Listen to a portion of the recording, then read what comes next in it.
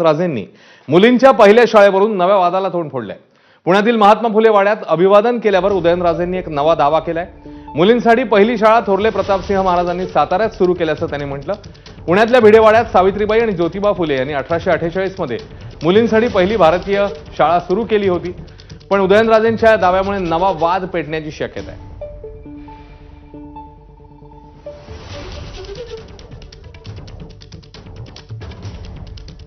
जर स्त्री शिक्षणाचं जर शाळा कोणी चालू केली असावी तर ती थोरले प्रतापसिंह महाराजांनी केली।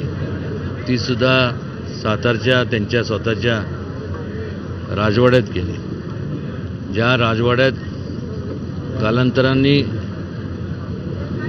ज्यांनी संपूर्ण या देशाचं संविधान लिहिलं, ज्यांची जयंती आपण साजरी करणार आहोत 135वी, डॉक्टर बाबासाहेब आंबेडकर, त्यांचं प्राथमिक शिक्षणसुद्धा त्याच राजवाड्यात, सातारच्या राजवाड्यात झालं। दरम्यान उदयनराजेंनी मुलींच्या पहिल्या शाळेवरून केलेल्या वक्तव्यावरनं तीव्र प्रतिक्रिया उमटतायत। काँग्रेस प्रदेशाध्यक्ष हर्षवर्धन सपकाळ यांनी इतिहासाशी छेडछाड न करण्याचा सल्ला दिलाय, तर ओबीसी नेते प्राध्यापक लक्ष्मण हाकेंनीही उदयनराजे यांच्यावर टीका केली आहे। जग साक्षी आहे, इतिहास साक्षी आहे की सावित्रीबाई फुलेंचं, महात्मा ज्योतिबा फुलेंचं अनन्यसाधारण जे योगदान आहे ते आपल्या सगळ्यांच्या समोर आहे।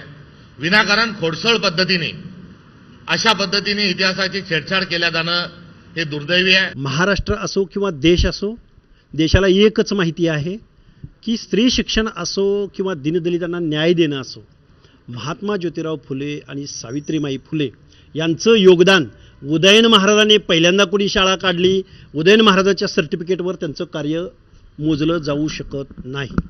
पण उदयन महाराजांनी अशी बालिश वक्तव्य करू नये।